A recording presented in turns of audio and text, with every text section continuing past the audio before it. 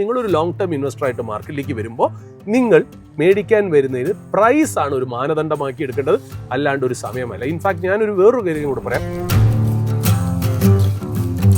But ആ focused portfolio hold ചെയ്യാൻ മാത്രം നമുക്ക് അത്രയ്ക്ക് മാത്രമുള്ള ഒരു വിസ്ഡവും എക്സ്പീരിയൻസും നോളജും മാർക്കറ്റിൽ ആയില്ല എന്നുണ്ടെങ്കിൽ തുടക്കക്കാർക്ക് ഏറ്റവും നല്ലത് നിങ്ങളുടെ പോർട്ട്ഫോളിയോ ഡൈവേഴ്സിഫൈഡ് ആവണോ ഫോക്കസ്ഡ് ആവണോ എത്ര നമ്പർ ഓഫ് സ്റ്റോക്സ് വേണമെന്ന് നിശ്ചയിക്കേണ്ടത് മാർക്കറ്റിലെ ഓപ്പർച്യൂണിറ്റി ആണെന്നുള്ളതാണ് ബേസിക് അണ്ടർലൈനിങ്. സാധാരണ എല്ലാ ചാനലുകളും സ്റ്റോക്ക് വാങ്ങുന്നതിനും വിൽക്കുന്നതിനെയും കുറിച്ച് മാത്രമാണ് പറയാറുള്ളത്.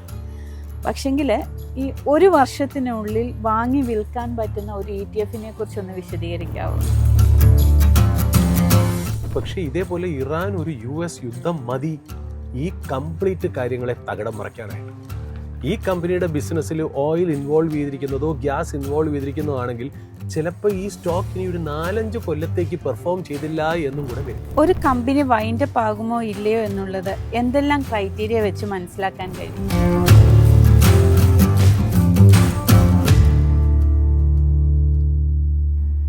ഇപ്പം മാർക്കറ്റ് ഓപ്പണിങ്ങിനെ കുറിച്ച് സാറ് പറഞ്ഞിരുന്നില്ലേ, അപ്പോൾ പ്രദീപ് കുമാർ ചോദിക്കുന്നതും ഇതേ ചോദ്യമാണ്.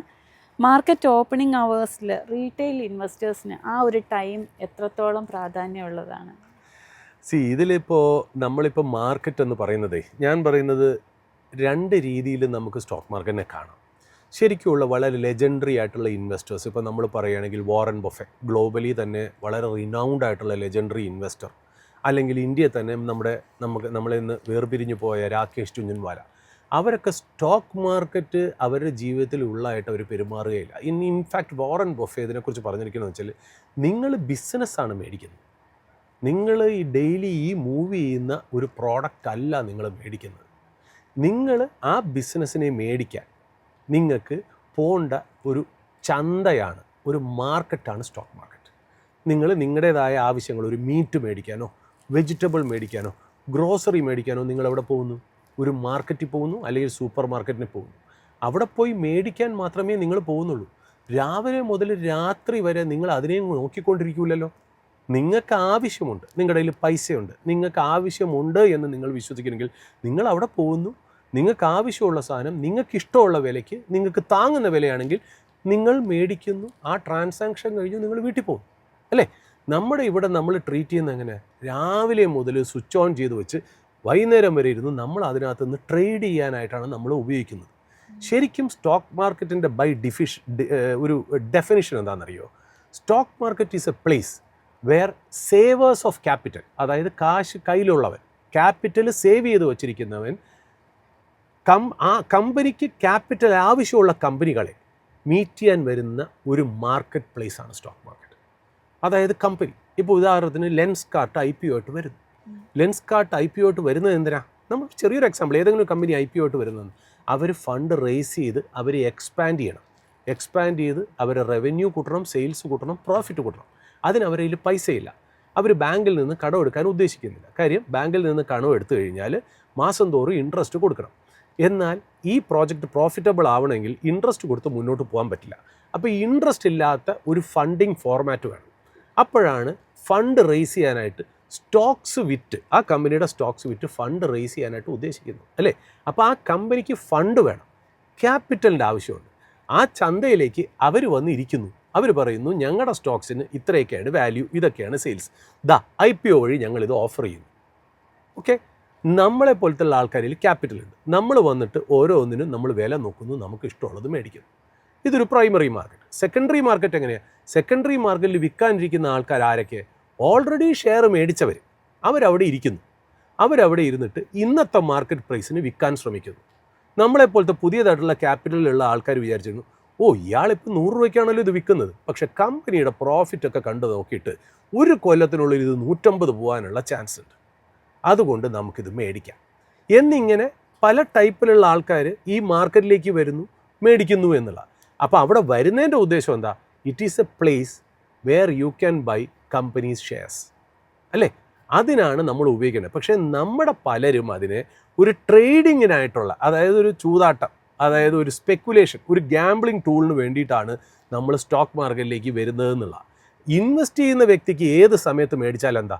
എപ്പോഴാണോ നിങ്ങൾക്ക് വില കുറച്ച് കിട്ടാൻ ചാൻസ്, നമ്മൾ നേരത്തെ പറഞ്ഞ പോലെ ആ സമയത്തല്ലേ മേടിക്കേണ്ടത്. അല്ലാണ്ട് രാവിലെ തുറന്നു വൈകുന്നേരം അടയ്ക്കാൻ പോകുന്നു എന്നുള്ളൊരു കാരണത്താൽ നമ്മൾ വരില്ലല്ലോ.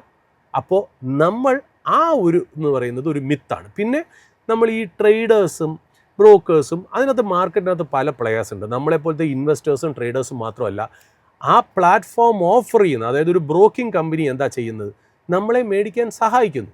അവർക്കൊരു പ്രോഫിറ്റ് മോഡലുണ്ട്. എന്താ പ്രോഫിറ്റ് മോഡൽ? നമ്മൾ കൂടുതലും മേടിക്കുകയും സെല്ല് ചെയ്യുകയും ചെയ്ത് ആ ചേണിങ്ങിലാണ് അവർക്ക് ഏറ്റവും കൂടുതൽ ബ്രോക്കിംഗ് കമ്മീഷൻ കിട്ടുന്നത്. അപ്പോൾ അവരെ പോലത്തെ കമ്പനികൾ എന്ത് ചെയ്യും? നമ്മളെ എൻകറേജ് ചെയ്യും. ഓ, നിങ്ങൾ വാങ്ങിക്കൂ, നിങ്ങൾ വിൽക്കൂ. അത് കൂടുതൽ ഫ്രീക്വൻസി ചെയ്യുന്നതോടെ അവർക്ക് പ്രോഫിറ്റ് കിട്ടുള്ളൂ. അപ്പോൾ അതുകൊണ്ട് അവർ ടിപ്പ് ഇങ്ങനെ തന്നുകൊണ്ടിരിക്കും. എന്നിട്ട് പറയും രാവിലെ നിങ്ങൾ മേടിക്കുക, വൈകുന്നേരം വിൽക്കുക, വൈകുന്നേരം മാർക്കറ്റ് ക്ലോസ് ചെയ്യുന്നതിന് മുമ്പ് മേടിക്കുക. BTST trade, buy today sell tomorrow, നാളെ രാവിലെ തുറക്കാൻ നേരത്ത് അങ്ങനെ നമുക്ക് സെല്ല് ചെയ്യാം എന്നുള്ള രീതിയിൽ പല സ്ട്രാറ്റജികളും കൊണ്ടുവന്ന് അതിൻ്റെ സക്സസിൻ്റെ മോഡൽ നമ്മുടെ മുന്നിൽ പരിചയപ്പെടുത്തി നമ്മുടെ മനസ്സിനെയും ബ്രെയിനിനെയും ഇൻഫ്ലുവൻസ് ചെയ്ത് നമ്മളെ കൊണ്ട് ട്രേഡ് ചെയ്യിപ്പിക്കാൻ അവർ പല മാർഗം നോക്കുന്നതിൻ്റെ കൂടെ അവരുണ്ടാക്കിയെടുത്ത സക്സസ്ഫുൾ ആയിട്ടുള്ളൊരു കാര്യമാണ് നമ്മളെപ്പോലത്തെ പല ആൾക്കാർ രാവിലെ 9:15 മാർക്കറ്റ് തുറക്കുമ്പോൾ തന്നെ വന്ന് നിന്ന് മേടിച്ചിട്ട് നമ്മൾ സ്ക്വയർ ഓഫ് ചെയ്യുന്നത് 3:20, 3:25 ആകുമ്പോൾ മാർക്കറ്റ് ക്ലോസിങ്ങിന് മുമ്പ്. ഇതിന് യാതൊരു രീതിയിലുള്ള ഒരു പഠനമോ അല്ലെങ്കിൽ ഇതിന് യാതൊരു ഒതൻറ്റിസിറ്റിയോ ഇല്ല എന്നുള്ളതാണ് അതിനകത്തുള്ള പ്രത്യേകത. പലപ്പോഴും നമ്മൾ ശ്രദ്ധിക്കുന്നത് എന്താ, മാർക്കറ്റ് രാവിലെ തുറക്കുമ്പോൾ പോസിറ്റീവ് ന്യൂസ് ഉള്ള ഒരു മാർക്കറ്റാണെങ്കിൽ തുറക്കുമ്പോൾ സ്റ്റോക്ക് ഭയങ്കരമായിട്ട് കയറുകയും പിന്നെ ഒരു 10-11 മണിയാകുമ്പോൾ അത് താഴോട്ട് വരികയും ചെയ്യുന്നതാണ്. അല്ലെങ്കിൽ ഒരു നെഗറ്റീവ് ആയിട്ടുള്ളതാണെങ്കിലും ഇപ്പോൾ ഇന്ന് തന്നെ നമ്മൾ സംസാരിക്കുന്ന ദിവസം HDFC എന്ന് പറയുന്ന ഒരു സ്റ്റോക്കിന് ഒരു നെഗറ്റീവ് ന്യൂസ് ഉണ്ടെന്ന് വയ്ക്കാം. HDFC സ്റ്റോക്കിന് നെഗറ്റീവ് ന്യൂസ് വന്നു. ഇന്ന് രാവിലെ 9:15 തൊട്ട് 9:30 മണിക്ക് ആ സ്റ്റോക്ക് 8.5% ഡൗൺ ആയിരുന്നു. റൈറ്റ്. നമ്മൾ ഇപ്പോൾ ഏതാണ്ട് ഒരു മിഡിൽ ഉച്ച തിരിഞ്ഞ് നമ്മളത് നോക്കുമ്പോൾ 4% ഡൗൺ ആയിരുന്നുള്ളൂ. അപ്പോൾ രാവിലെ നമ്മൾ അതിൽ ട്രേഡ് ചെയ്തിരുന്നെങ്കിലുള്ള വ്യത്യാസവും ഉച്ചയ്ക്ക് ചെയ്തിരുന്നെങ്കിലുള്ള വ്യത്യാസവും നോക്കൂ. അപ്പോൾ ഇത് അങ്ങനെയല്ല വരുന്നത്. നമ്മൾ നോക്കേണ്ടത്, നമ്മൾ ഒരു മാർക്കറ്റിലേക്ക് വരുന്ന എന്തിനാ, ഒരു സാധനം മേടിക്കാൻ എന്ന് പറഞ്ഞാൽ നിങ്ങളൊരു ലോങ് ടേം ഇൻവെസ്റ്ററായിട്ട് മാർക്കറ്റിലേക്ക് വരുമ്പോൾ നിങ്ങൾ മേടിക്കാൻ വരുന്നതിന് പ്രൈസാണ് ഒരു മാനദണ്ഡമാക്കി എടുക്കേണ്ടത്, അല്ലാണ്ട് ഒരു സമയമല്ല. ഇൻഫാക്ട് ഞാനൊരു വേറൊരു കാര്യം കൂടെ പറയാം. ഇതിനൊരു എസ്റ്റാബ്ലിഷ്ഡ് സ്റ്റഡിയൊന്നുമില്ല. എൻ്റെ ഒരു 30 കൊല്ലത്തെ എക്സ്പീരിയൻസിൽ ഞാൻ പലതും നോക്കിയിട്ട് ഞാൻ മനസ്സിലാക്കിയിരുന്ന കാര്യം, ഗ്ലോബലായിട്ട് ചെറിയ ഒരു യൂണിവേഴ്സിറ്റിയിലൊക്കെ ഇങ്ങനെ ഒരു സ്റ്റഡി വന്നിട്ടുണ്ട്. ഏറ്റവും നല്ല സമയം മാർക്കറ്റിൽ മേടിക്കാൻ 12:30-ക്കും 1:30-ക്കുമാണ് എന്നുള്ള കാര്യം. അപ്പോഴാകുമ്പോൾ ഈ പറയുന്ന പോലെ ഇൻസ്റ്റിറ്റ്യൂഷൻ്റെ സെല്ലിങ്, ഇൻസ്റ്റിറ്റ്യൂഷൻ്റെ ബൈയിങ്, സ്പെക്കുലേറ്റേഴ്സിൻ്റെ ബൈയിങ്, സ്പെക്കുലേറ്റേഴ്സിൻ്റെ സെല്ലിങ് ഒന്നുമില്ലാതെ കാമായിട്ട് കിടക്കുന്ന മാർക്കറ്റാണ്. അതായത് ഉച്ചയ്ക്ക് നമ്മളൊരു ഓഫീസിൽ കയറുമ്പോൾ ഉച്ച സമയം എന്ന് പറയുമ്പോൾ നമ്മൾ നോക്കുമ്പോൾ എന്താ, ഊണ് കഴിക്കാനും ഒക്കെ ഉള്ള ആ ഒരു ചെറിയൊരു ലള്ളായിട്ടുള്ള പീരീഡാണ് ഏറ്റവും നല്ലതെന്ന് എൻ്റെ എക്സ്പീരിയൻസിൽ ഞാൻ മനസ്സിലാക്കിയിട്ടുണ്ട്. ചെറിയുള്ള സെൽഫ് ഹെൽപ്പ് ഗ്രൂപ്പ്സായിട്ട് ഗ്രൂപ്പ് ഓഫ് ഇൻവെസ്റ്റേഴ്സ് നടത്തിയ സ്റ്റഡിയിലും അങ്ങനെ വന്നിട്ടുണ്ടെങ്കിലും ഈ പല ബ്രോക്കേഴ്സും അങ്ങനത്തെ സ്റ്റഡി പുറത്തു വിടാറില്ല. കാര്യം അവരുടെ ബിസിനസ്സിന് അത് നെഗറ്റീവായിട്ട് വരും എന്നുള്ളതുകൊണ്ട് അവരെ സംബന്ധിച്ച് ആൾക്കാരെ ഒരു ഹാബിറ്റായിട്ട്, നമ്മളിപ്പോൾ ഒരു സ്മോക്കിംഗ് അല്ലെങ്കിൽ ഡ്രിങ്കിങ് എന്ന് പറയുമ്പോൾ നമ്മളിൽ എങ്ങനെയാണ് അഡിക്ഷൻ ആവുന്നത്, അത് നിങ്ങളിലേക്ക് ഒരു ഹാബിറ്റായിട്ട് നിങ്ങളെ മാറ്റി നിങ്ങൾ അതിനകത്ത് അഡിക്റ്റ് ആവുന്നു എന്നുള്ളത്. അതേപോലെ ട്രേഡിങ്ങിൽ ഇതിൽ നിന്ന് ബെനിഫിറ്റ് ഉണ്ടാക്കുന്ന ആൾക്കാരിൽ മേൽ, ഇൻവെസ്റ്റേഴ്സിലും ട്രേഡേഴ്സിലും മേൽ ഉണ്ടാക്കിയിരിക്കുന്ന ഒരു ഹാബിറ്റാണ് നമ്മളെ കൊണ്ട് ട്രേഡ് ചെയ്യിപ്പിക്കുക, ഇന്ന സമയങ്ങളിൽ ട്രേഡ് ചെയ്യുക എന്നുള്ള ഒരു മെൻ്റൽ മോഡൽ ക്രിയേറ്റ് ചെയ്യുക എന്നുള്ള. അല്ലാണ്ട് ഇതിന് അടിസ്ഥാനപരമായിട്ട് യാതൊരു രീതിയില്ല. ഇത് ചെയ്ത് സക്സസ്ഫുൾ ആയോ നല്ല കാര്യം, ഭാഗ്യമാവാം, നിങ്ങളുടെ സ്കില്ലാവാം. പക്ഷേ ഇതിനൊരു മാനദണ്ഡമൊന്നും അതിനകത്തില്ല എന്നുള്ളതാണ് വാസ്തവം. അടുത്ത ചോദ്യം ശ്യാമപ്രകാശ്, കാസർഗോഡ് നിന്നാണ്. ഡൈവേഴ്സിഫിക്കേഷൻ ആണോ ഫോക്കസ്ഡ് ഇൻവെസ്റ്റിംഗ് ആണോ ശരിയായ സ്ട്രാറ്റജി? ഇതിൽ ശ്രീപ്രിയ, അതിനൊരു സ്ട്രാറ്റജി എന്ന് പറയുമ്പോൾ അതിനൊരു പെർഫെക്റ്റ് ആയിട്ടുള്ള സ്ട്രാറ്റജി ഒരു കാര്യത്തിലുമില്ല. ഇപ്പം ഞാൻ പറയല്ലോ, നമ്മൾ എങ്ങനെ, ഇപ്പം ഇതിനൊക്കെ നമ്മൾ ഒരു എന്താ പറയുക, നമ്മളൊരു ക്രിക്കറ്റോ ഫുട്ബോളോ ഏതെങ്കിലും ഒരു കളിയാവുക, എല്ലാവർക്കും അവരുടേതായ ഒരു സ്റ്റൈലുണ്ട് അല്ലേ. അവരുടേതായ സ്റ്റൈലിൽ അവർ പ്രാക്ടീസ് ചെയ്ത് മുന്നോട്ട് പോകുന്നതാണ് നല്ലതെന്നുള്ളതാണ് ഇതിൻ്റെ ബേസിക് ആയിട്ടുള്ള മാനദണ്ഡം. പക്ഷേ ഈ ചോദിച്ചതിന് കുറച്ചുകൂടെ ലാർജർ മീനിങ് ഉണ്ട്. അതായത് ഫോക്കസ്ഡ് ആയിട്ടുള്ള ഒരു പോർട്ട്ഫോളിയോ വേണോ അല്ലെങ്കിൽ ഡൈവേഴ്സിഫൈഡ് ആയിട്ടുള്ള പോർട്ട്ഫോളിയോ വേണോ എന്നുള്ള. സാധാരണ നമ്മളെ പഠിപ്പിച്ചിരുന്ന ഒരു കാര്യം വെച്ചാൽ ഡൈവേഴ്സിഫൈ ചെയ്യുന്തോറും റിസ്ക് കുറച്ചുകൂടി കുറയും എന്നുള്ള രീതിയിലാണ് ഇത് പറയുന്നത് എന്നുള്ളതാണ് അതിൻ്റെ അർത്ഥം എന്ന് പറയുന്നത്. ഒരു പരിധി വരെ അത് കറക്റ്റുമാണ്. അതായത് നമ്മൾ അതായത് ഇപ്പോൾ 100 രൂപ കൊണ്ട് ഒരു സ്റ്റോക്ക് മേടിക്കുന്നതാണോ നല്ലത്, അത് 100 രൂപ കൊണ്ട് 10 രൂപയുടെ 10 സ്റ്റോക്കുകൾ മേടിക്കുമ്പോൾ എങ്ങനെയാണ് എന്നുള്ളതാണ് ഈ ചോദ്യത്തിൻ്റെ ഒരു അണ്ടർലൈനിങ് ആയിട്ടുള്ള ഒരു എഫക്റ്റ്, ഇമോഷൻ വരുന്നത് എന്നുള്ളത്. തീർച്ചയായിട്ടും ഒരു സാധാരണ ഇൻവെസ്റ്ററിനെ സംബന്ധിച്ചിടത്തോളം ഡൈവേഴ്സിഫൈഡ് പോർട്ട്ഫോളിയോ ആണ് നല്ലത് എന്നുള്ള കാര്യത്തിൽ സംശയമില്ല. അത് വേറൊന്നും കൊണ്ടല്ല, എന്തുകൊണ്ടെന്ന് വെച്ചാൽ അവരുടെ ഇൻഎക്സ്പീരിയൻസ് കാരണമേ ഞാനിത് സജസ്റ്റ് ചെയ്യുള്ളൂ. അല്ലാണ്ട് ഒരു റൂൾ എന്ന രീതിയിൽ ഞാൻ ഒരിക്കലും സജസ്റ്റ് ചെയ്യില്ല. കാര്യം എപ്പോഴും ഏറ്റവും കൂടുതൽ ആൾക്കാർ കാശ് ഉണ്ടാക്കിയിരിക്കുന്നത് ഫോക്കസ്ഡ് ആയിട്ടുള്ള പോർട്ട്ഫോളിയോയിലാണ് എന്നുള്ള കാര്യം വളരെ ക്ലിയറാണ്. ബട്ട് ആ ഫോക്കസ്ഡ് പോർട്ട്ഫോളിയോ ഹോൾഡ് ചെയ്യാൻ മാത്രം നമുക്ക് അത്രയ്ക്ക് മാത്രമുള്ള ഒരു വിസ്ഡവും എക്സ്പീരിയൻസും നോളജും മാർക്കറ്റിലായില്ല എന്നുണ്ടെങ്കിൽ തുടക്കക്കാർക്ക് ഏറ്റവും നല്ലത് ഈ പറയുന്ന പോലെ ഡൈവേഴ്സിഫൈഡ് ആയിട്ടുള്ള പോർട്ട്ഫോളിയോ ആയിട്ട് മുന്നോട്ട് പോവുക എന്നുള്ളത് തന്നെയാണ് ഇമ്പോർട്ടൻ്റ് ആയിട്ടുള്ളൊരു കാര്യം. പക്ഷെ അത് ഏത് സമയത്ത് ഡൈവേഴ്സിഫൈഡ് ആവണം, ഏത് സമയത്ത് ഫോക്കസ്ഡ് ആവണം എന്നുള്ള ഇപ്പോൾ ഇന്നത്തെ മാർക്കറ്റിനെ കുറിച്ച് നമുക്ക് ആലോചിക്കാം. ഇന്ന് രാവിലെ നമ്മൾ മാർക്കറ്റിലേക്ക് വന്നു. ഇന്ന് നമ്മൾ രാവിലെ കേട്ട ന്യൂസ് ഏതാ? രാവിലത്തെ ന്യൂസ് എനർജി അസറ്റ്സുകളിലേക്ക് യുദ്ധം പടർന്നിരിക്കുന്നു. ഇറാനിലെ എനർജി അസറ്റ്സിലേക്ക് ഇസ്രായേൽ അറ്റാക്ക് ചെയ്തിരിക്കുന്നു. ഇറാൻ തിരിച്ച് ഗൾഫ് രാജ്യങ്ങളിലെ ഓയിൽ ആൻഡ് ഗ്യാസ് ഇൻഫ്രാസ്ട്രക്ചറിലേക്ക് തിരിച്ച് അറ്റാക്ക് ചെയ്തിരിക്കുന്നു. ഇന്ത്യൻ സ്റ്റോക്ക് മാർക്കറ്റ് ഇന്ന് ഓപ്പൺ ചെയ്തത് തന്നെ നിഫ്റ്റി 500 പോയിൻ്റ് താഴെയാണ് ഓപ്പൺ ചെയ്തത്. ഇന്നത്തെ ദിവസം നമ്മുടെ കയ്യിൽ ഫോക്കസ്ഡ് പോർട്ട്ഫോളിയോ ആണെങ്കിലും ഡൈവേഴ്സിഫൈഡ് പോർട്ട്ഫോളിയോ ആണെങ്കിലും എല്ലാ പോർട്ട്ഫോളിയോയും ഇന്ന് താഴെയായിരുന്നു എന്നുള്ളതാണ് അതിനകത്തുള്ള പ്രത്യേകതയായിട്ടുള്ളൊരു കാര്യം. അപ്പോൾ അതങ്ങനെ സംഭവിക്കുകയാണെങ്കിൽ തീർച്ചയായിട്ടും മാർക്കറ്റ് കയറാൻ നേരത്ത് എങ്ങനെയായിരിക്കും എന്നുള്ള കാര്യം നമുക്ക് ആലോചിക്കുമ്പോൾ തന്നെ അറിയാലോ. അപ്പോൾ ഈ ചില സന്ദർഭങ്ങളിൽ ഫോക്കസ്ഡിനോ ഡൈവേഴ്സിഫൈഡിനോ ഒരു വിലയില്ലാതെ ആയി പോവും എന്നുള്ളതാണ്. ബട്ട് ഈവൻ ദെൻ ഞാൻ എൻ്റെ ഒരു അനുഭവം വെച്ചിട്ട് ഞാൻ പറയുന്നത്, നിങ്ങൾ ഡൈവേഴ്സിഫൈഡോ ഫോക്കസ്ഡോ ആണോ എന്നുണ്ടെങ്കിൽ അതിന് അളക്കേണ്ട ഒരു മാനദണ്ഡം നിങ്ങൾക്ക് എത്രത്തോളം നോളജ് മാർക്കറ്റിൽ ഉണ്ട് എന്നുള്ള, എത്രത്തോളം കോൺഫിഡൻസ് എന്നുള്ളത്. ഞാൻ പറയുന്നത് തുടക്കക്കാർക്ക്, സ്റ്റാർട്ടേഴ്സിന് ഏറ്റവും നല്ലത് ഡൈവേഴ്സിഫൈഡ് ആയിട്ടുള്ള ഒരു പോർട്ട്ഫോളിയോ ആണ്. ആ ഡൈവേഴ്സിഫൈഡ് ആയിട്ടുള്ള പോർട്ട്ഫോളിയോയിൽ നിങ്ങൾ മുന്നോട്ട് പോയി നിങ്ങൾ കാര്യം പഠിക്കുമ്പോഴത്തേക്കും നിങ്ങൾ ഓട്ടോമാറ്റിക്കലി ഒരു ഫോക്കസ്ഡ് ഇൻവെസ്റ്ററായി മാറും എന്നുള്ള. പിന്നെ നിങ്ങളുടെ കയ്യിൽ വിരലിൽ എണ്ണാവുന്ന സ്റ്റോക്സേ കാണുള്ളൂ, 4-5 സ്റ്റോക്സ്. എന്നാൽ നമ്മൾ പലയിടത്തും നോക്കുമ്പോൾ 70 സ്റ്റോക്സ് വരെ മേടിച്ച് പൈസ ഉണ്ടാക്കിയവരും ഉണ്ട് എന്നുള്ള. അപ്പോൾ ഇതിന് ജനറൽ ആയിട്ടുള്ള റൂളൊന്നുമില്ല. ഫോക്കസ്ഡ് ആയിട്ടുള്ള പോർട്ട്ഫോളിയോയിൽ റിസ്ക് കൂടുതലുമാണ്, റിട്ടേണും വളരെ ഹൈ ആയിട്ട് കിട്ടാനുള്ള ചാൻസസ് വളരെ കൂടുതലാണ്. എന്നാൽ ഡൈവേഴ്സിഫൈഡ് പോർട്ട്ഫോളിയോയിൽ റിസ്ക് മിനിമൈസ് ചെയ്യുന്നതിൻ്റെ കൂടെ തന്നെ റിട്ടേണും മിനിമൈസ് ചെയ്യും എന്നുള്ളതാണ് ഇമ്പോർട്ടൻറ്റ്. അപ്പം നിങ്ങളുടെ നിങ്ങൾക്ക് എത്രത്തോളം റിസ്ക് എടുക്കാൻ പറ്റും, എത്രത്തോളം നിങ്ങളുടെ മാർക്കറ്റിലെ ഇൻവോൾവ്മെൻറ്റ്, നോളജ്, ഇതനുസരിച്ചിട്ടായിരിക്കണം നിങ്ങൾ ഡൈവേഴ്സിഫിക്കേഷൻ അല്ലെങ്കിൽ ഫോക്കസ്ഡ് പോർട്ട്ഫോളിയോ ചെയ്യുക. ഇന്നും വേറൊരു കാര്യം കൂടെ പറയാം.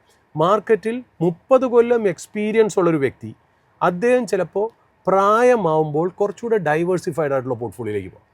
എന്നാൽ ചിലപ്പോൾ മാർക്കറ്റിൽ 10 കൊല്ലം മാത്രം എക്സ്പീരിയൻസ് ഉള്ളൊരു വ്യക്തി ചിലപ്പോൾ 6 സ്റ്റോക്സ് മാത്രമേ ഹോൾഡ് ചെയ്യുന്നുണ്ടാവുള്ളൂ എന്നുള്ളതാണ്. അപ്പോൾ ഇതിന് മാനദണ്ഡങ്ങളൊന്നുമില്ല.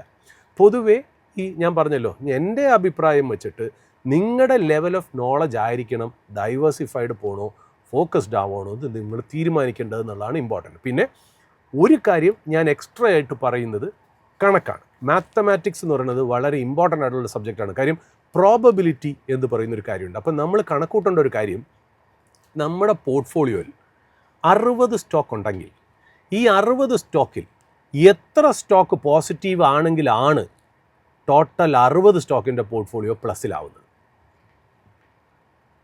റൈറ്റ്?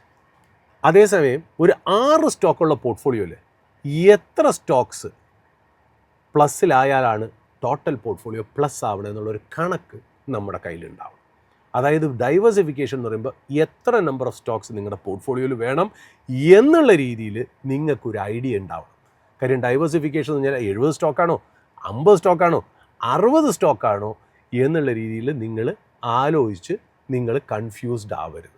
നിങ്ങളൊരു ഓപ്റ്റിമം ലെവലായിട്ടുള്ള സ്റ്റോക്സ് മാത്രമേ ചെയ്യാവുള്ളൂ. ബട്ട് ഇതിനൊക്കെ അപ്പുറം ഞാൻ മൂന്നാമതൊരു കാര്യം കൂടെ പറഞ്ഞ് ഞാനിതിനെ വൈൻഡപ്പ് ചെയ്യാം. നിങ്ങൾ മാർക്കറ്റിലേക്ക് വരുമ്പോൾ എന്താണ് നിങ്ങളെ ഡ്രൈവ് ചെയ്യേണ്ട ഒരു കാര്യം? മാർക്കറ്റിലെ ഓപ്പർച്യൂണിറ്റിയാണ് ഡ്രൈവ് ചെയ്യേണ്ട കാര്യം, അല്ലേ?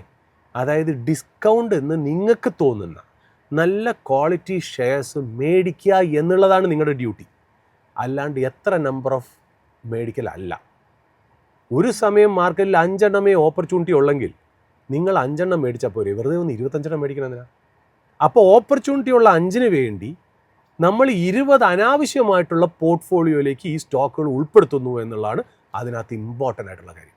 നിങ്ങളുടെ പോർട്ട്ഫോളിയോ ഡൈവേഴ്സിഫൈഡ് ആവണോ ഫോക്കസ്ഡ് ആവണോ എത്ര നമ്പർ ഓഫ് സ്റ്റോക്സ് വേണമെന്ന് നിശ്ചയിക്കേണ്ടത് മാർക്കറ്റിലെ ഓപ്പർച്യൂണിറ്റി ആണെന്നുള്ളതാണ് ബേസിക് അണ്ടർലൈനിങ് ആയിട്ട് പറയുന്നത്. 5 എണ്ണേ ഉള്ളൂ എങ്കിൽ നിങ്ങൾ 5 എണ്ണം മേടിച്ചാൽ പോരെ, കാര്യം അതാണല്ലോ ഏറ്റവും എഫക്റ്റീവ് പ്രൈസിന് നിങ്ങൾക്ക് കിട്ടുന്നത്. അതേസമയം 5 എണ്ണേ ഉള്ളപ്പോൾ തന്നെ 5 എണ്ണം ഡിസ്കൗണ്ടിൽ മേടിക്കുകയും ബാക്കി 25 ആക്കാൻ വേണ്ടി 20 എണ്ണം എക്സ്ട്രാ മേടിച്ച് ഈ 5 എണ്ണത്തിൻ്റെ പെർഫോമൻസും കൂടി നിങ്ങൾ ഇല്ലാതാക്കരുത്. സോ മാർക്കറ്റ് എന്നും ഓപ്പർച്യൂണിറ്റിയുടെ സ്ലേവ് ആയിരിക്കണം. നമ്മൾ മനസ്സിലുണ്ടാക്കുന്ന ഒരു നമ്പർ വെച്ചിട്ട് 25, 35, 45, 10, 5 എന്നും പറയണതിൽ കാര്യമില്ല എന്നുള്ള. ചില സമയത്ത് മാർക്കറ്റിൽ ഒരൊറ്റ സ്റ്റോക്കിനായിരിക്കും ഓപ്പർച്യൂണിറ്റി.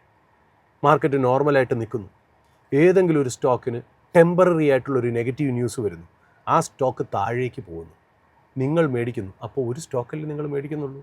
ആ ഒരു സ്റ്റോക്ക് മേടിക്കാൻ വേണ്ടി നിഫ്റ്റിയിൽ 50 സ്റ്റോക്ക് മേടിക്കേണ്ട കാര്യമുണ്ടോ? ഇല്ല. അപ്പോൾ ഇത് ഏത് സ്ട്രാറ്റജി എടുക്കണം എന്നുള്ളത് നിങ്ങൾക്ക് എത്രത്തോളം ഈ സിസ്റ്റത്തിലേക്ക്, മാർക്കറ്റ് എന്ന് പറയുന്ന ഇൻസ്റ്റിറ്റ്യൂഷനിൽ നിങ്ങൾക്ക് കോൺഫിഡൻസ് ഉണ്ടോ, ആ രീതിയിൽ മാത്രമേ എടുക്കാവുള്ളൂ. അല്ലാതെ ഇതെടുക്കരുത്. ബട്ട് ഒരു ഈസി ആയിട്ട് എനിക്കൊന്ന് റെക്കമെൻഡ് ചെയ്യാനുള്ളത്, നിങ്ങൾ പുതുമക്കാരനാണോ, നിങ്ങൾ ഡൈവേഴ്സിഫൈ ചെയ്ത് തുടങ്ങുക, പിന്നെ നിങ്ങളുടെ സ്കില്ല് ഡെവലപ്പ് ചെയ്യുക, തന്നെത്താൻ നിങ്ങൾക്ക് മനസ്സിലാവും എന്താ ചെയ്യേണ്ടതെന്നുള്ളത്. അടുത്ത ചോദ്യം രാധാകൃഷ്ണൻ കൊച്ചിയിൽ നിന്നാണ്. ഇപ്പോൾ ആൾ പറയുന്നത് സാധാരണ എല്ലാ ചാനലുകളും സ്റ്റോക്ക് വാങ്ങുന്നതിനും വിൽക്കുന്നതിനെയും കുറിച്ച് മാത്രമാണ് പറയാറുള്ളത്. പക്ഷെങ്കിൽ ഈ ഒരു വർഷത്തിനുള്ളിൽ വാങ്ങി വിൽക്കാൻ പറ്റുന്ന ഒരു ETF-നെ കുറിച്ചൊന്ന് വിശദീകരിക്കാവോ? ഇതിപ്പോൾ ഒന്നാമത്തെ കാര്യം, ബേസിക്കലി നമ്മൾ ഈ ചാനലുകളിൽ അല്ലെങ്കിൽ സ്റ്റോക്കിനെ കുറിച്ചൊക്കെ സംസാരിക്കുന്നവരെ കുറിച്ച് സാധാരണക്കാർ വിശ്വസിച്ച് വച്ചിരിക്കുന്നത് നമ്മൾ പറയുന്നതെല്ലാം കറക്റ്റായിട്ട് വരാൻ സാധ്യതയുണ്ട് എന്നുള്ള രീതിയിൽ. നമ്മളും അവരെ പോലെ ഒരു സാധാരണ വ്യക്തി തന്നെയാണ്, നമുക്കും തെറ്റാനുള്ള ചാൻസസ് വളരെ ഹൈ. ഇപ്പോൾ ഒരു ഉദാഹരണം പറയാം. ഇനി കറക്റ്റായിട്ട് റിസർച്ച് നടത്തിയിട്ടാണ് ഒരു എക്സ്പെർട്ട് ഒരു സ്റ്റോക്ക് അഡ്വൈസ് ചെയ്യണമെന്ന് വിചാരിക്കുക. എല്ലാ ആത്മാർത്ഥതയോടുകൂടി അദ്ദേഹം വിശ്വസിക്കുന്ന രീതിയിൽ നമ്മളിത് ഷെയർ ചെയ്യുന്നു. പക്ഷേ ഇതേപോലെ ഇറാൻ ഒരു US യുദ്ധം മതി ഈ കംപ്ലീറ്റ് കാര്യങ്ങളെ തകിടം മറിക്കാനായിട്ട്. ഈ കമ്പനിയുടെ ബിസിനസ്സിൽ ഓയിൽ ഇൻവോൾവ് ചെയ്തിരിക്കുന്നതോ ഗ്യാസ് ഇൻവോൾവ് ചെയ്തിരിക്കുന്നതോ ആണെങ്കിൽ ചിലപ്പോൾ ഈ സ്റ്റോക്ക് ഇനി ഒരു 4-5 കൊല്ലത്തേക്ക് പെർഫോം ചെയ്തില്ല എന്നും കൂടെ വരും. അപ്പം നമ്മൾ വേറൊരാളെ, സാധാരണ ഒരു മനുഷ്യൻ, നമ്മളെപ്പോലത്തെ ഒരു എക്സ്പേർട്ടുകളെ ഡിപ്പെൻഡ് ചെയ്ത് മുന്നോട്ട് പോകുന്നതിൻ്റെ റിസ്ക്കുകൾ എന്താണെന്ന് മനസ്സിലായല്ലോ, ഒന്നാമത്തെ കാര്യം. രണ്ടാമത്, നമ്മളെപ്പോലത്തെ ഒരു ജേർണലിസ്റ്റ്, അതായത് ഈ സെബിക്ക് ഒരു മാനദണ്ഡമുണ്ട്. നമ്മൾ പലരും നമ്മുടെ അടുത്ത് ചോദ്യം ചോദിക്കുമ്പോൾ എനിക്ക് തോന്നുന്നു, നമ്മൾ കഴിഞ്ഞ പ്രാവശ്യം ഞാനും ശ്രീപ്രിയ ഇരുന്ന പ്രോഗ്രാമിൽ തന്നെ നമ്മൾ നടത്തിയപ്പോൾ നമ്മൾ പല കാര്യങ്ങളും പറഞ്ഞപ്പോൾ ഒരു വ്യക്തി അതിനകത്ത് കോട്ട് ചെയ്തു, ഇവർ കറക്റ്റായിട്ട് അത് ചെയ്യണം ചെയ്യണ്ടെന്ന് പറയുന്നില്ല, തൊട്ടും തൊടാതെയാണ് പറയണമെന്ന്. നമുക്ക് തൊട്ടും തൊടാതെ പറയാനേ സെബി നമുക്ക് പെർമിഷൻ തന്നിട്ടുള്ളൂ. അതായത് സെബി പറയുന്നത് വെച്ചാൽ അവരിൽ രജിസ്റ്റർ ചെയ്യുന്ന, അതായത് നമ്മൾ ഏത് കാറ്റഗറി ആൾക്കാരാണ്, നമ്മൾ എന്ന് പറയുന്നത് ഒരു ചാനലാണ്. നമ്മൾ സാറ്റലൈറ്റ് ചാനലല്ല, നമ്മൾ ഒരു TV ചാനൽ പോലെ അല്ല. അതായത് നമ്മൾ TV-ലൊക്കെ നമ്മളെ കാണാൻ പറ്റും, പക്ഷെ നമ്മൾ സാറ്റലൈറ്റ് വഴി ട്രാൻസ്മിഷനിൽ നമ്മളൊരു ഡിജിറ്റൽ ബിസിനസ് ന്യൂസ് ചാനലാണെന്നുള്ള. മറ്റുള്ള ഇൻ്റർനാഷണൽ അല്ലെങ്കിൽ ലോക്കലായിട്ടുള്ള ചാനലുകൾ പോലെ നമ്മളും ചാനലുകളാണ്. നമുക്കും 24 hours പ്രോഗ്രാം പൊക്കോണ്ടിരിക്കുന്ന ഒരു ചാനലാണ് നമ്മൾ. അവർ ചെയ്യുന്നത് കറണ്ട് അഫയേഴ്സും പൊളിറ്റിക്സും സമകാലികമായിട്ടുള്ള സ്പോർട്സും മറ്റുള്ള കാര്യങ്ങളാണെങ്കിൽ നമ്മൾ ബിസിനസ്സും ഫിനാൻസും സ്റ്റോക്ക് മാർക്കറ്റും എക്കണോമിയാണ് നമ്മൾ കോൺസെൻട്രേറ്റ് ചെയ്യുന്നത്. നമ്മളും ജേർണലിസ്റ്റുകളാണ്, അവരും ജേർണലിസ്റ്റുകളാണ്. നമ്മളെ ജേർണലിസ്റ്റ് കാറ്റഗറിയിലാണ് ശരിക്കും പറഞ്ഞാൽ സെബി നമ്മളെ കാണുന്നത്. നമ്മുടെ സെബി പറഞ്ഞിരിക്കുന്ന കാര്യം എന്താ, നിങ്ങൾക്ക് മാർക്കറ്റിൽ വാർത്തകൾ നിങ്ങൾക്ക് അവതരിപ്പിക്കാം, വാർത്തകളെ വിശകലനം ചെയ്യാം, കമ്പനികളെ വിശകലനം ചെയ്യാം, കമ്പനിയുടെ കാര്യങ്ങൾ നിങ്ങൾ പ്രേക്ഷകരിലേക്ക് എത്തിക്കാം. പക്ഷേ ഒരിക്കലും നാളെ ഈ കമ്പനി എന്താവുമെന്നോ അതിൻ്റെ ടാർജറ്റോ റെക്കമെൻഡേഷനോ അഡ്വൈസോ സോളിസിറ്റേഷനോ നമ്മൾ ചെയ്യാൻ പാടില്ല എന്നുള്ളതാണ് നമുക്ക് സെബി തന്നിരിക്കുന്ന ആ ഒരു മാനദണ്ഡം. ഇത് നമുക്ക് എന്നല്ല, ഒരുമാതിരി നമ്മൾ കാണുന്ന എല്ലാവരോടും സെബി പറഞ്ഞിരിക്കുന്ന, ഒരു യൂട്യൂബിൽ ചെയ്യുന്ന ഇൻഫ്ലുവൻസറും ഒരു യൂട്യൂബറിൻ്റെ അടുത്തും അത് തന്നെയാണ് റൂള്. പക്ഷെ പലരും ഇത് മറന്ന്, ഇത് മാറ്റിവെച്ചും ഇത് നീക്കി വെച്ചുമാണ് പലരും വന്ന് പറയുന്നത്. കുറച്ച് ആൾക്കാർക്ക് മാത്രമേ ഒരു സ്റ്റോക്കിനെ കുറിച്ച് റെക്കമെൻഡ് ചെയ്യാൻ സെബി അധികാരം കൊടുത്തിട്ടുള്ളൂ. അത് സെബിയിൽ രജിസ്റ്റർ ചെയ്തിട്ടുള്ള വ്യക്തികൾ. എന്തുകൊണ്ട് രജിസ്റ്റർ ചെയ്യണം? അവർക്കൊരു സർട്ടിഫിക്കേഷൻ ഉണ്ടാക്കണം. ചിലവർ ബ്രോക്കറായിട്ട്, ചിലവർ പോർട്ട്ഫോളിയോ മാനേജറായിട്ട്, ചിലവർ റിസർച്ച് അനലിസ്റ്റായിട്ട്, ചിലവർ ഇൻവെസ്റ്റ്മെൻറ്റ് അഡ്വൈസറായിട്ട് ഒക്കെ അവരുടെ എക്സാം പാസ്സായി എടുത്ത് സെബിയുടെ നിന്ന് ലൈസൻസ് എടുത്തതിന് ശേഷം മാത്രമുള്ളവർ മാത്രമേ ഇത് പറയാവൂ എന്നുള്ളതാണ്. അങ്ങനെ ലൈസൻസ് എടുത്തിട്ടുള്ളവർ, സെബിക്ക് കാശ് കൊടുത്തിട്ട് ലൈസൻസിൻ്റെ ഫീ എടുത്തിട്ടുള്ളവരാരും ഫ്രീ ആയിട്ട് തരത്തുമില്ല എന്നുള്ള.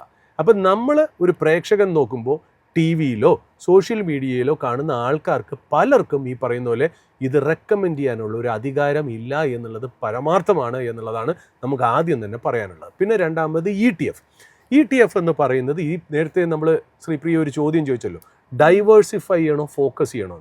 ETF എന്ന് പറയുന്നത് ഒരു പ്രോഡക്റ്റാണ്, അത് ഓൾറെഡി ഡൈവേഴ്സിഫൈഡ് ആണ്. ഉദാഹരണത്തിന് നമ്മൾ IT സ്റ്റോക്സിൻ്റെ ഒരു ETF ഉണ്ടെന്ന് വെച്ചാൽ നമ്മൾ IT സ്റ്റോക്സിൽ മാർക്കറ്റിൽ കയറി എല്ലാ സ്റ്റോക്സും നമ്മൾ മേടിക്കേണ്ട, പകരം ഈ ETF മേടിച്ചാൽ മതി. കാര്യം ഈ ETF-നകത്ത് ബാസ്ക്കറ്റ് ഓഫ് സ്റ്റോക്സ് ഉണ്ട്. നമ്മൾ പറയില്ലേ, നമ്മൾ സാധാരണ റെസ്റ്റോറൻറ്റിൽ പോകുമ്പോൾ പ്ലാറ്റർ, സീ ഫുഡ് പ്ലാറ്റർ എന്ന് പറയും. അതിനകത്ത് പല ടൈപ്പിലുള്ള സാധനങ്ങൾ ഉണ്ടാവും, നമുക്ക് ഇഷ്ടമുള്ളത് കഴിക്കാം, ഇതെല്ലാം കൂടെ എന്നുള്ള ഒരു ബുഫേ എന്നൊക്കെ നമ്മൾ ആലോചിക്കുക. അതായത് ഒരു പാക്കിൽ നമ്മളിപ്പോൾ ഒരു ഫ്രൈഡ് റൈസും വേറെ എന്തെങ്കിലും ഒരു കാര്യം കൂടെ മേടിക്കണമെങ്കിൽ നമുക്ക് 500 രൂപ. നമ്മൾ ബുഫേ പറയണത് എന്താ, നിങ്ങൾക്ക് വെൽക്കം ഡ്രിങ്ക് മുതൽ സൂപ്പ് മുതൽ ഡെസേർട്ട്സ് വരെ നിങ്ങൾക്ക് 2 നോൺ വെജിറ്റേറിയൻ 2 വെജിറ്റേറിയൻ ഡിഷുകളായി നിങ്ങൾക്ക് ഇഷ്ടമുള്ളണം 750 എടുക്കാം എന്ന് പറയുമ്പോഴുള്ളൊരു പ്രോഡക്റ്റാണ് ETF എന്ന് പറയുന്നത്. അപ്പോൾ നമ്മളൊരു സിംഗിൾ സ്റ്റോക്ക് മേടിക്കുന്നതിനേക്കാളും ഒരു ETF മേടിക്കുമ്പോൾ അതിൻ്റെ ഒരു തീം എന്താ വെച്ചാൽ, നമ്മളൊരു ബാസ്ക്കറ്റ് ഓഫ് സ്റ്റോക്സിനെ നമ്മളൊരു ഒറ്റ എൻറ്റിറ്റി ആയിട്ട് മേടിക്കുന്നു, കുറച്ചുകൂടെ റിസ്ക് ഡൈവേഴ്സിഫൈ ചെയ്യുന്നു, കുറച്ചുകൂടെ കോസ്റ്റ് എഫക്റ്റീവ് ആണ് എന്നുള്ള രീതിയിലാണ് ഒരു സിംഗിൾ സ്റ്റോക്കും ETF തമ്മിലുള്ള ഒരു വ്യത്യാസം. ഞാൻ പറഞ്ഞല്ലോ, നമ്മളിപ്പോൾ പറയുകയാണ്, നമ്മുടെ അടുത്ത് ഈ പറയുന്ന പോലെ IT സെക്ടറിൽ ഞാൻ ബുള്ളിഷാണ്, എന്നാൽ ഏത് സ്റ്റോക്ക് മേടിക്കണം എന്ന് അറിയില്ല. അപ്പോൾ അതുകൊണ്ട് ഞാൻ എന്ത് ചെയ്തു, ഞാൻ നേരെ മാർക്കറ്റിൽ പോയി ഇൻഫോസിസും മേടിച്ചു, TCSും മേടിച്ചു, HCLും മേടിച്ചു, ടെക് മഹീന്ദ്രയും മേടിച്ചു, വിപ്രോയും മേടിച്ചു, കോഗ്നിസൻറ്റ് മേടിച്ചു. ഇങ്ങനെ നമ്മളിങ്ങനെ പറഞ്ഞുകൊണ്ടിരിക്കില്ലേ, പെർസിസ്റ്റൻ്റ് മേടിച്ചു, കൊഫോർജ് മേടിച്ചു, അങ്ങനെ എത്ര എന്ന് പറഞ്ഞാൽ നമുക്ക് മേടിച്ച് കൂട്ടാൻ പറ്റും. അപ്പോൾ അതുകൊണ്ട് നമ്മൾ അങ്ങനെ ഒരു കൺഫ്യൂഷൻ നിൽക്കുക. കാര്യം എന്നാൽ നമ്മൾ ടോട്ടലായിട്ട് ആ സെക്ടറിൽ നമ്മൾ ഓപ്റ്റിമിസ്റ്റിക് ആണ്, ബുള്ളിഷ് ആണെങ്കിൽ നമ്മൾ മാർക്കറ്റിൽ പോയിട്ട് നിഫ്റ്റി ETF IT ബേസ് ചെയ്തിട്ടുള്ള IT എന്ന് പറയുന്ന ആ ഒരു ഇൻഡസ്ട്രി ബേസ് ചെയ്തിട്ടുള്ള ETF മേടിക്കുമ്പോൾ ആ ETF-നകത്ത് ഇതെല്ലാം ബാസ്ക്കറ്റായിട്ട് ഉണ്ട് എന്നുള്ളതാണ് അതിൻ്റെ പ്രത്യേകത. അപ്പോൾ ETF is A different form of investing. ഒരു സ്റ്റോക്ക് മേടിക്കും പോലെ നിങ്ങൾക്ക് ഒരു ETF-നെ മേടിക്കാമെന്ന്. ചിലപ്പോൾ ഒരു കമ്മോഡിറ്റി ഗോൾഡിനെ ബേസ് ചെയ്തിട്ടായിരിക്കാം ഒരു ETF വരുന്നത്, സിൽവറിനെ ബേസ് ചെയ്തിട്ടായിരിക്കാം വരുന്നത്, അല്ലെങ്കിൽ ഒരു തീമാറ്റിക് ആയിട്ട് ഈ പറയുന്ന പോലെ ആർട്ടിഫിഷ്യൽ ഇൻ്റലിജൻസ് ആണ് ഇനി വരാൻ പോകുന്നത്, ആർട്ടിഫിഷ്യൽ ഇൻ്റലിജൻസിൻ്റെ സ്റ്റോക്സ് എല്ലാം കൂടെ ചേർത്ത് ഒരു ETF ആക്കാം, അല്ലെങ്കിൽ പവർ സ്റ്റോക്സ് എല്ലാം കൂടെ ചേർത്താക്കാം, മെറ്റൽ സ്റ്റോക്സ് എല്ലാം കൂടെ ചേർത്താക്കാം. അതായത് കോൺസ്റ്റിറ്റ്യൂവൻസ് ഉണ്ട്, എല്ലാ സ്റ്റോക്കും എന്നല്ല, അതിലൊരു ഭേദപ്പെട്ട സ്റ്റോക്സ് ഉൾപ്പെടുത്തി ഒരു ETF ആക്കാമെന്നുള്ളത്. അപ്പോൾ ETF-ൻ്റെ ഒരു എന്താ പറയുക യൂട്ടിലിറ്റി വേറെയാണ് എന്നുള്ള.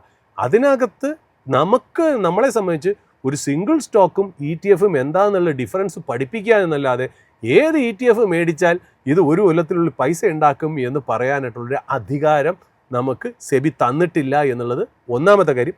രണ്ടാമത്തെ കാര്യം, നമ്മൾ പറഞ്ഞാൽ ശരിയാവണമെന്ന് നിർബന്ധമൊന്നും ഇല്ല എന്നുള്ള കാര്യം. എന്ത് എക്സ്റ്റേണൽ ഫാക്ടേഴ്സ് വേണമെങ്കിലും ഇതിനെ അഫക്റ്റ് ചെയ്യുക എന്നുള്ളത്. അതുകൊണ്ട് ഇതാര് പറഞ്ഞാലും അത് സത്യമാവണമെന്ന് നിർബന്ധമൊന്നും ഇല്ല എന്നുള്ളതാണ് അതിൻ്റെ വാസ്തവം. അതുകൊണ്ട് നമ്മളെക്കൊണ്ട് ഈ പ്രേക്ഷകരോട് നമുക്ക് പറയാനുള്ളത്, നമ്മളെ മനസ്സിലാക്കണം. ഞങ്ങൾക്ക് അറിഞ്ഞൂടാത്തതുകൊണ്ടോ അല്ലെങ്കിൽ ഞങ്ങൾ ഒരു അഹങ്കാരം കാണിക്കുന്നതുകൊണ്ടോ അല്ല, ഞങ്ങൾക്ക് ലിമിറ്റേഷൻസ് ഉണ്ട്. നമ്മൾ എന്തുകൊണ്ട് അത് ചെയ്യില്ല, നമുക്കറിയാം. ഇങ്ങനത്തെ കാര്യങ്ങൾ പറഞ്ഞു കഴിഞ്ഞാൽ നമുക്ക് പ്രേക്ഷകർ കൂടും, നമുക്ക് ക്ലയൻസ് കൂടും, നമ്മുടെ മൈഫിൻ എന്ന് പറയുന്ന കമ്പനിയുടെ റവന്യൂ ഭയങ്കരമായിട്ട് കൂടുന്ന പ്രൊപ്പോസിഷൻസാണ് ഇതൊക്കെ. എന്നാലും ഒരു പ്രിൻസിപ്പിൾസ് വിട്ട് മൈഫിൻ പോകുന്ന ഒരു പ്രശ്നമേ ഇല്ല എന്നുള്ള. എത്തിക്സിന് ഒരുപാട് വാല്യൂ കൊടുക്കുന്ന കമ്പനിയാണ് മൈഫിൻ. നമ്മൾ പറയുന്നതേ ചെയ്യൂ, നമുക്ക് ചെയ്യാവുന്നതേ നമ്മൾ ചെയ്യൂ, ചെയ്യാത്ത ഒരു കാര്യങ്ങളും നമ്മൾ വാഗ്ദാനം കൊടുക്കുന്നില്ല എന്നുള്ള. നമ്മൾ മൈഫിൻ സാധാരണ പ്രേക്ഷകർക്ക് ചെയ്യുന്നത് എന്താണെന്നറിയോ, നമ്മൾ ഇംഗ്ലീഷിലൊരു സെയിങ് ഇല്ലേ, നിങ്ങൾക്ക് if your friend is hungry don't feed him fish, teach him fishing. നിങ്ങൾ അങ്ങനെ ഒരു വ്യക്തിക്ക് വിശക്കുന്നുണ്ടെങ്കിൽ നിങ്ങൾ ഫിഷ് അല്ല കൊടുക്കേണ്ടത്, അങ്ങർക്ക് അദ്ദേഹത്തിന് ജീവിതകാലം മുഴുവൻ സ്വന്തമായിട്ട് ജീവിക്കാൻ ഫിഷിംഗ് പഠിപ്പിച്ചു കൊടുക്കുക എന്നുള്ള. മൈഫിൻ എന്ന് പറയുന്ന ചാനലിൻ്റെ എഡിറ്റോറിയൽ ഡെസ്ക് പഠിപ്പിച്ചു കൊടുക്കുന്നത് എന്താ, നിങ്ങൾക്ക് എങ്ങനെ ഒരു നല്ല ഇൻവെസ്റ്റർ ആവാം എന്നുള്ള. അല്ലാണ്ട് നമ്മുടെ കയ്യിൽ ഈ പറയുന്ന പോലെ ഫസ്റ്റ് എയ്ഡ് അല്ല, ലോങ് ടേം ട്രീറ്റ്മെൻ്റ് ആണ് നമ്മുടെ കയ്യിലുള്ളത്. നിങ്ങളുടെ ഓരോ കാര്യങ്ങളും നിങ്ങളിൽ നല്ല വ്യക്തിയെ പുറത്തു കൊണ്ടുവരാൻ, അത് ഇൻവെസ്റ്റ്മെൻറ്റിലാണെങ്കിൽ നമ്മുടെ പോലത്തെ പരിപാടികൾ, ലൈഫ് സ്റ്റൈലിലാണെങ്കിൽ അത്, ഹെൽത്തിലാണെങ്കിൽ അത്, ഫുഡാണെങ്കിൽ അത്, നിങ്ങളെ ഒരു നല്ലൊരു മനുഷ്യനായി ജീവിക്കാനുള്ള എല്ലാ നല്ല പ്രോഗ്രാംസും അവതരിപ്പിക്കുക എന്നുള്ളതാണ് നമ്മുടെ മെയിൻ ഡ്യൂട്ടി ആയിട്ട് വരുന്നത്. റെക്കമെൻഡേഷൻ നമ്മൾ ചെയ്യുന്നില്ല, റൂൾ ബേസ്ഡ് ആയിട്ട് ചെയ്യാൻ പാടില്ല, അതുകൊണ്ട് മാത്രമാണ് നമ്മൾ പറയാത്തതെന്നുള്ള ഒരു ജനറൽ സ്റ്റേറ്റ്മെൻറ്റും കൂടെ, എഡിറ്റോറിയൽ പോളിസിയും കൂടെ നമുക്ക് പറയാൻ പറ്റിയ രീതിയിൽ ഈ പ്രേക്ഷകൻ ചോദിച്ചതിനോട് ആ പ്രേക്ഷകനോട് ഒരുപാട് നന്ദിയുണ്ടെന്നുള്ളത് പറഞ്ഞു വയ്ക്കും. അടുത്ത ചോദ്യം വിപിൻ്റേതാണ്. ഒരു കമ്പനി വൈൻഡപ്പ് ആകുമോ ഇല്ലയോ എന്നുള്ളത് എന്തെല്ലാം ക്രൈറ്റീരിയ വെച്ച് മനസ്സിലാക്കാൻ കഴിയും? ഇതിപ്പോൾ നമ്മൾ എന്താ പറയുക, വളരെ സിമ്പിളായിട്ടുള്ള ക്വസ്റ്റ്യൻ ആണെങ്കിലും ഭയങ്കര ടഫും ചലഞ്ചിങ് ആയിട്ടുള്ള ഒരു ആൻസറാണ്. കാര്യം വെച്ചാൽ നമ്മളെ സംബന്ധിച്ച് എങ്ങനെയാണ് ഒരു കമ്പനിയുടെ ഫിനാൻഷ്യൽസ് നമ്മളിലേക്ക് എത്തുന്നത്, അതായത് കമ്പനിയുടെ ബാലൻസ് ഷീറ്റ്, P&L, ഇതൊക്കെ ഇത് അവർ കുക്കപ്പ് ചെയ്യുകയാണെങ്കിൽ നമ്മൾ എങ്ങനെയാണ് മനസ്സിലാക്കുക? മനസ്സിലായത്? നമ്മൾ ഇത് കമ്പനി വൈൻഡപ്പ് ചെയ്യുക എന്ന് പറഞ്ഞാൽ അതിൻ്റെ അർത്ഥം അതിൻ്റെ ഫിനാൻസും ബാക്കിയുള്ള കാര്യങ്ങളൊക്കെ മോശമായി എന്നുള്ള രീതിയിലേക്കാണ്, അല്ലേ? അത് പെട്ടെന്ന് നമുക്ക് മനസ്സിലാക്കാൻ നമുക്ക് വലിയ മാർഗങ്ങളൊന്നുമില്ല. ബട്ട് ഈവൻ ദെൻ നമുക്ക് മാർക്കറ്റിലേക്ക് നമ്മൾ കുറച്ചൊക്കെ ഒരു ഫണ്ടമെൻ്റൽ അനാലിസിസ് പഠിക്കുകയാണെങ്കിൽ, അല്ലെങ്കിൽ ടെക്നിക്കൽ അനാലിസിസ് പഠിക്കുകയാണെങ്കിൽ, നമുക്ക് 2 രീതിയിൽ മാർക്കറ്റ് തന്നെ നമ്മളിതിനെ പഠിപ്പിച്ചിരുന്നതാണ്. ഇപ്പോൾ എല്ലാ വ്യക്തികളും ഒരു BCom ആയിരിക്കണം, MCom ആയിരിക്കണം, ചാർട്ടേഡ് അക്കൗണ്ടൻ്റ് ആയിരിക്കണം, ICW ആയിരിക്കണം, കോസ്റ്റ് അക്കൗണ്ടൻ്റ് ആയിരിക്കണം എന്നൊന്നും നിർബന്ധമില്ല. എല്ലാവർക്കും ഒരു സ്റ്റോക്ക് അനാലിസിസ് ചെയ്യാനുള്ള ഒരു കഴിവ് കിട്ടിയെന്നും വരില്ല. ചിലപ്പോൾ നമുക്കൊരു കമ്പനിയുടെ ബാലൻസ് ഷീറ്റോ P&L ക്യാഷ് ഫ്ലോ സ്റ്റേറ്റ്മെൻ്റ് ഒക്കെ നോക്കുകയും ആ കമ്പനികളുടെ ക്വാർട്ടർലി റിസൾട്ട്സ്, ഇയർലി റിസൾട്ട്സ് ഒക്കെ നോക്കുമ്പോൾ നമുക്ക് അവരുടെ സെയിൽസ് ഡിക്ലൈനിങ് ചെയ്യുകയോ പ്രോഫിറ്റ് ഡിക്ലൈനിങ് ചെയ്യുകയോ ചില കാര്യങ്ങൾ, അതായത് ഇവരുടെ ഇൻവെൻട്രി, വർക്കിംഗ് ക്യാപിറ്റൽ മാനേജ്മെൻറ്റ്, ഇങ്ങനത്തെ കുറേ ടെക്നിക്കലായിട്ടുള്ള കാര്യങ്ങൾ നോക്കുമ്പോഴത്തേക്കും നമ്മൾ കമ്പനി ശരിയായ രീതിയിലേക്കല്ല പോകുന്നത് എന്നുള്ള രീതിയിലേക്ക് നമുക്ക് മനസ്സിലാക്കാം. ഉദാഹരണത്തിന് നമ്മൾ സിമ്പിളായിട്ട് പറയുക, നമ്മളൊരു കച്ചവടം നടത്തും, അതൊരു മുട്ട കച്ചവടം എന്ന് ഇരിക്കുക. അതിന് നമുക്ക് ചിലവ് കൂടുതലാണ്, വരവില്ല എന്ന് നമ്മൾ 3-4 മാസമായിട്ട് നമ്മൾ കാണുകയാണെങ്കിൽ അർത്ഥം എന്താ? ഈ ബിസിനസ് അധികം നാൾ പോകില്ല എന്നുള്ള രീതിയിൽ നമുക്ക് മനസ്സിലാവും. പക്ഷേ നമ്മളൊരു മുട്ട കച്ചവടം അല്ലെങ്കിൽ ഒരു പച്ചക്കറി കച്ചവടം എന്ന് പറയുമ്പോൾ നമുക്ക് വളരെ ഈസി ആയിട്ട് പറയാം. പക്ഷേ വളരെ കോംപ്ലക്സ് ആയിട്ടുള്ള സ്റ്റോക്ക് മാർക്കറ്റ് ലിസ്റ്റഡ് ആയിട്ടുള്ള ബിസിനസ്സുകളെ നോക്കുമ്പോൾ അതിനകത്ത് ക്യാഷ് ഫ്ലോ സ്റ്റേറ്റ്മെൻ്റ് ഉണ്ട്, P&L ഉണ്ട്, ഫിനാൻഷ്യൽ റേഷ്യോസ് ഉണ്ട്, ബാലൻസ് ഷീറ്റ് ഉണ്ട്. ഇതെല്ലാം നോക്കിയാൽ മാത്രമേ നമുക്ക് മനസ്സിലാവുള്ളൂ എന്നുള്ളത്. അപ്പം നമുക്ക് കുറച്ചൊക്കെ ഫണ്ടമെൻ്റൽ ആയിട്ടുള്ള കുറച്ച് കാര്യങ്ങൾ അറിയാമെങ്കിലാണ് നമുക്ക് ആ കാര്യങ്ങളൊക്കെ സെറ്റിൽ ചെയ്യാൻ പറ്റുള്ളൂ. പക്ഷേ ഇതിന് മാർക്കറ്റ് നമുക്ക് ഈസി ആയിട്ടൊരു മാർഗ്ഗം തരുന്നുണ്ട്. ഈസി എന്നല്ല, നമുക്കൊരു പോയിൻ്റർ തരുന്നുണ്ട്, ഒരു ചെറിയൊരു ക്ലൂ. അതായത് ഒരു സ്റ്റോക്ക് കയറുന്നതിനൊരു കാരണമുണ്ടെങ്കിൽ ഒരു സ്റ്റോക്ക് താഴേക്ക് വരാൻ കാരണം ഉണ്ടാവുമല്ലോ. കാര്യം മാർക്കറ്റിൽ നമ്മളെപ്പോലത്തെ ഇതറിയാത്ത വ്യക്തികൾ മാത്രമല്ല, ഇത് അറിയാവുന്ന വ്യക്തികളും ഈ മാർക്കറ്റിനകത്തുണ്ട്. അവർ ചിലപ്പോൾ ഈ സ്റ്റോക്കിനെ സെല്ല് ചെയ്തുകൊണ്ടിരിക്കും. ഇങ്ങനെ സെല്ല് ചെയ്തുകൊണ്ടിരിക്കുമ്പോഴായിരിക്കും ഒരു സ്റ്റോക്ക് താഴേക്ക് വരുന്നത്. എന്തിനായിരിക്കും അവർ സെല്ല് ചെയ്യുന്നത്? അവർ സെല്ല് ചെയ്യുന്നതിന് പർട്ടിക്കുലർ റീസൺ കാണും. ഇതേപോലത്തെ എന്തെങ്കിലും പ്രോബ്ലം അതിൻ്റെ ഫിനാൻഷ്യൽസിലുണ്ടാവും. നമ്മൾ സാധാരണ ഒരു ഭൂരിഭാഗം ജനങ്ങൾ ഒരു സ്റ്റോക്ക് താഴേക്ക് വരുമ്പോൾ അയ്യോ അത് വലിയൊരു ഓപ്പർച്യൂണിറ്റി ആണെന്നാണ് നമ്മൾ വിശ്വസിക്കുന്നത്. പക്ഷേ എന്തുകൊണ്ട് സ്റ്റോക്ക് താഴേക്ക് വരുന്നു എന്ന് ചോദിച്ചാൽ ചിലപ്പോൾ അതിൻ്റെ പുറകിൽ സോളിഡായിട്ടുള്ള ഒരു നെഗറ്റീവ് റീസൺ ഉണ്ടാവുന്നുണ്ട്. അപ്പം നിങ്ങൾ താഴോട്ട് വരുന്ന ഒരു സ്റ്റോക്ക് നിങ്ങളുടെ മുന്നിലേക്ക് വരുമ്പോൾ നിങ്ങളൊന്ന് ശ്രദ്ധിച്ച് അതിനെ നോക്കണം, അതിനെ മനസ്സിലാക്കണം എന്തുകൊണ്ടാണ് അത് താഴേക്ക് വരുന്നതെന്നുള്ളത്. സാധാരണ രീതിയിൽ ഇന്നത്തെ പോലെ യുദ്ധമൊക്കെ കാരണമാണ് താഴെ വരണമെങ്കിൽ നമുക്ക് മനസ്സിലാക്കാം. ബട്ട് ബാക്കി എല്ലാ സ്റ്റോക്കുകളും സ്റ്റഡിയായിട്ട് നിൽക്കുകയോ കയറി നിൽക്കുന്ന ഒരു എൻവയോൺമെൻറ്റിൽ ചില സ്റ്റോക്കുകൾ മാത്രം ആ സെക്ടറിലുള്ള എല്ലാ ഇപ്പോൾ IT-യിലുള്ള എല്ലാ സ്റ്റോക്സും നന്നായിട്ട് നിൽക്കുന്നു അല്ലെങ്കിൽ കയറി നിൽക്കുന്നു, ഒരു സ്റ്റോക്ക് മാത്രം താഴേക്ക് വരുന്നു എന്നുണ്ടെങ്കിൽ അതിനെന്താണ് താഴെ വരാനുള്ള പ്രത്യേകമായിട്ടുള്ള റീസൺ എന്ന് കണ്ടുപിടിക്കാൻ ശ്രമിക്കുക, വായിക്കുക. ഇപ്പോൾ സോഷ്യൽ മീഡിയയിലൊക്കെ ഒരുപാട് കാര്യങ്ങളുണ്ട്, നിങ്ങൾക്ക് അതിനകത്തുനിന്നൊരു ക്ലൂ കിട്ടും. അതായിരിക്കും നിങ്ങളുടെ സ്റ്റാർട്ടിങ് പോയിന്റ് എന്നുള്ള കാര്യം. മാർക്കറ്റ് 6 മാസം 3 മാസം മുമ്പേ യഥാർത്ഥ പ്രോബ്ലത്തിനെ നേരത്തെ ഡിസ്കൗണ്ട് ചെയ്യും എന്ന് നമ്മൾ തുടക്കത്തിൽ തന്നെ പറഞ്ഞു. അതേപോലെ ഇത് നേരത്തെ മനസ്സിലാക്കുന്നവൻ അവൻ ആക്ഷൻ അതിനകത്ത് എടുത്തു തുടങ്ങും, അത് താഴോട്ട് വന്നുകൊണ്ടിരിക്കും. അപ്പോൾ ഫണ്ടമെൻ്റലിയും ഡിറ്റോറിയേറ്റ് ചെയ്യുന്നു, ടെക്നിക്കൽ ചാർട്ടും ബ്രേക്ക് ഡൗൺ ചെയ്യുന്നു എന്ന് നമ്മൾ മനസ്സിലാക്കിയാൽ അതിൻ്റെ അർത്ഥം അതിനെന്തോ ഒരു പ്രോബ്ലം ഉണ്ട് എന്ന് നിങ്ങൾക്കൊന്ന് നോക്കണം. ചിലപ്പോൾ അതൊരു ടെമ്പററി ഇഷ്യൂ ആയിട്ട് മാറിയേക്കാം. അത് മനസ്സിലാക്കുന്നിടത്താണ് നിങ്ങളുടെ ഏറ്റവും വലിയൊരു സ്ട്രാറ്റജി ഇരിക്കുന്നത് എന്നുള്ളത്. അപ്പോൾ സൂരജ് സാറ് പറഞ്ഞു തന്ന കാര്യങ്ങൾ പ്രേക്ഷകർക്ക് മനസ്സിലായി എന്ന് പ്രതീക്ഷിക്കുന്നു. വീണ്ടും നിങ്ങൾക്കിനി സംശയങ്ങളുണ്ടാവാം. നിങ്ങളുടെ സംശയങ്ങൾ ഞങ്ങൾക്ക് വാട്സപ്പ് വഴി മെസ്സേജ് അയയ്ക്കുക. കൃത്യമായ ഉത്തരങ്ങൾ ഞങ്ങൾ നൽകുന്നതായിരിക്കും. നന്ദി, നമസ്കാരം.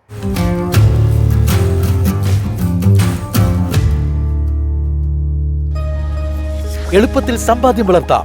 ഇന്ന് തന്നെ മൈഫിൻ TV ആപ്പ് ഡൗൺലോഡ് ചെയ്യൂ.